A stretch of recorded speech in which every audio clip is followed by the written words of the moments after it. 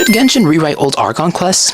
With Genshin rapidly developing more well thought out and extensive Archon quests, players have been questioning past Archon quests like Mondstadt, Liyue, Inazuma, and just think that it's not exactly up to par compared to the rest of the Archon quests. So, let's talk about it. I in fact forgot to put a disclaimer, so again, this video is mainly based off a lot of people's opinions that I've seen online, since I'm chronically online and I'm most likely always on the internet. So this is just the majority of the people's opinions that I saw, like as far as Genshin players. Of course, this doesn't represent like the majority of the Genshin fan base at all, so just gotta throw that out there.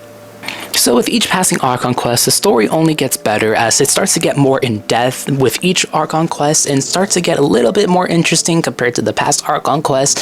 And a lot of players have felt robbed as they have a lot of favorite characters in Mondstadt, Liyue, or Inazuma, and they felt robbed that their favorite characters weren't involved in the Archon quest as much as they should be compared to a lot of Archon quests like Sumeru, which had a lot of characters involved, and players just felt really angry about this. For an example, Mondstadt's Archon quest primarily revolved around Jean, Diluc, Venti, the Traveler, and Paimon, and players felt really angry about this as there's a lot of characters involved, Noelle, that don't get their spotlight, and a lot of the character interactions or character introductions that we see are mainly locked behind events that are, you know, limited time events, hence the name. And players are really mad about this because for some reason these story events that have a huge lore bombs behind it, they aren't permanent, and I genuinely don't know why. I've been raging about this for like years, and I just don't understand why I don't make it permanent. So first off, let's talk about the lengths of the Archon quest, starting off with Mondstadt, which was around 1 hour and 32 minutes, I believe.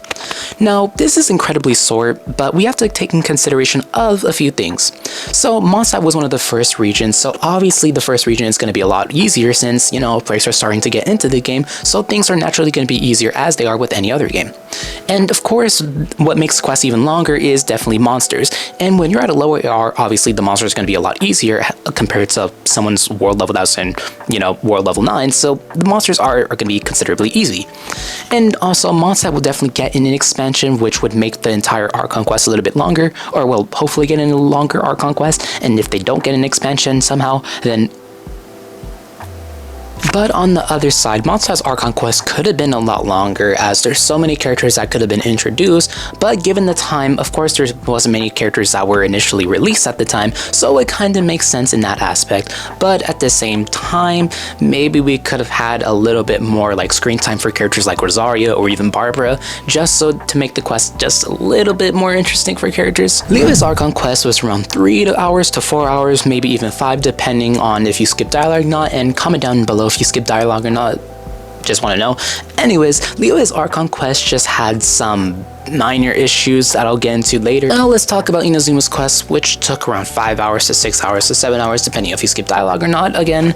Now this quest, you know, there's obviously a lot of issues which I didn't mind at the time since I liked Inazuma's quest when like I was first starting out with Genshin. I mean, the region was super cool, the scenery is amazing, so I didn't have that much of an issue with it. But a lot of players who are really like embedded into the story or like really take time to like acknowledge like how well the writing is in said Archon quest, noticed there was a lot of issues with, which I'll get into later, but all in all, the region had a good amount of time for the Archon quest. Now, as far as character appearances go, I would say they did a pretty good job, especially with Inazuma. We had a lot of characters shown, and there was a lot of characters that were talked about that we haven't seen yet, which made them have like this aura, I guess, and it made them seem like it got players a lot more hyped for characters, which is a really good thing since I like when they actually like talk about a character or talk about their importance before they like release them, so it makes like the character seem like a lot more like, you know, like a lot more hype surrounding them, and it makes just seem like a lot more cooler rather than a character that just got dropped with a random story quest like the day of.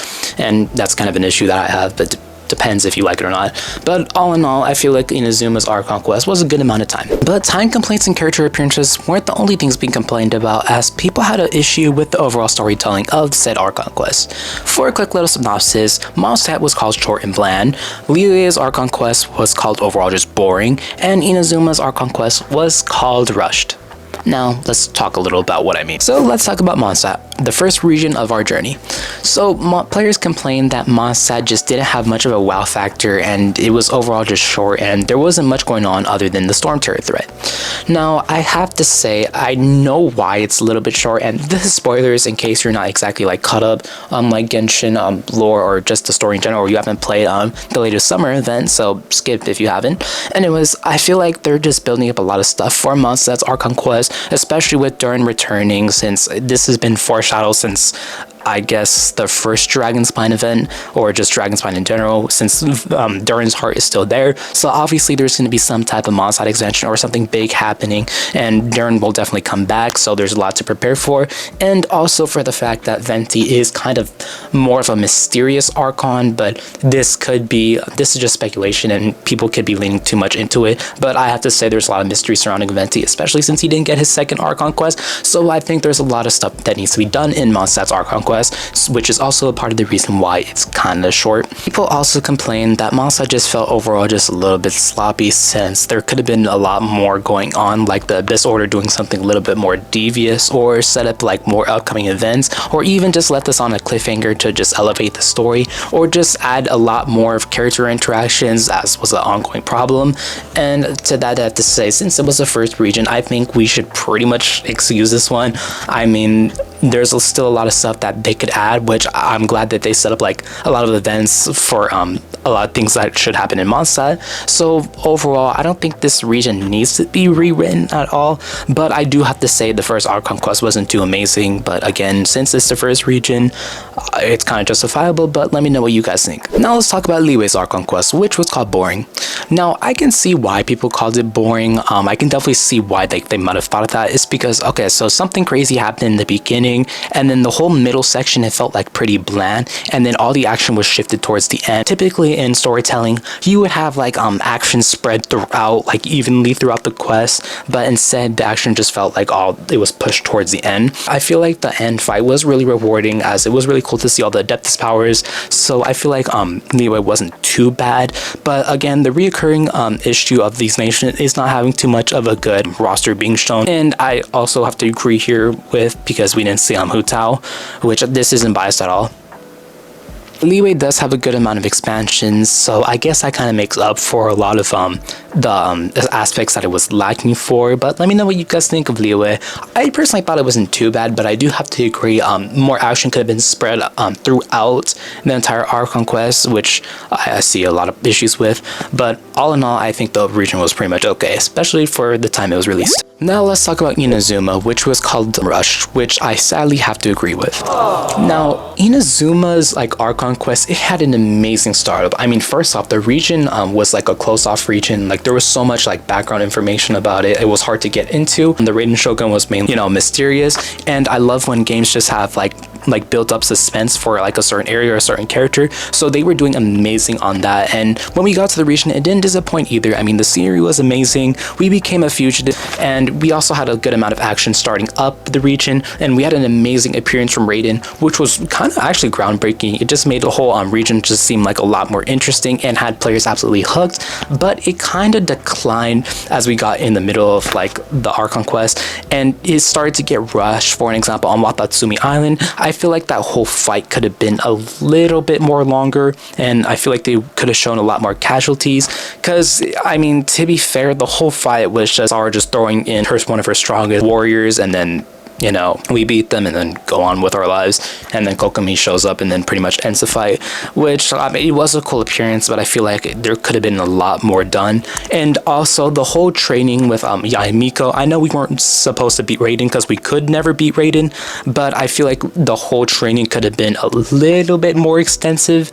And the whole fight that we had with Raiden at the beginning, it set up a lot of events, and it made it seem really cool, especially see like how low we were taking her health. And I wish they had like boss fights where it was like the first Raiden Shogun fight. If you guys remember when we first fought Raiden, well, I guess, yeah, when we first fought Raiden and her health was barely taken down. And I wish more boss fights were like this, a lot more harder like that. But overall, like the region had like a great startup, and then when we got to the middle, it just kind of fell off in value, and then the end just kind of just declined. So Inazuma pretty much went like a roller coaster of emotions. And honestly, I kind of like, I kind of like when you're first playing it, you don't notice it at first, especially like if you're a new player, you feel like the region is really cool. But when you start to look back, you can see like the decline in value. Now, if we compare it to regions like Sumeru or Fontaine, which is I think around 8 hours to 10 hours if I recall correctly, the Archon quests are significantly longer, and the time increase between Inazuma's Archon quest and Sumeru's Archon quest, the time difference between the two is kind of crazy, and also the storytelling is significantly different, as Sumeru's Archon quest was very, very long and a lot more characters showing up rather than past Archon quests, which a lot of players had a problem with. And I feel like a part of the reason why these past Archon quests are a lot more short and compacted is because they're more catered to newer players, and given the time that it was written, obviously it would not be as more developed as a region like Fontaine. But I don't think any of these Archon quests should be rewritten. I do feel like it needs a lot more expansions to make up for the time restraint that it had, or like just so it can like add on just to the Archon quest, because I feel like it was kind of like vague in a way, and a lot of more characters should be shown rather than locking them behind story quests, limited time events. So I feel like a lot more expansions would be helpful, but I don't think that past Archon quest should be rewritten at all. But let me know what you guys think of the past Archon quests and if they should be rewritten or not. And as always, make sure to subscribe if you haven't, and like the video if you liked it, which you did. Even if you didn't like it, you probably did, so you should probably like it. Anyways, make sure to comment down below your thoughts, and thank you for watching the video.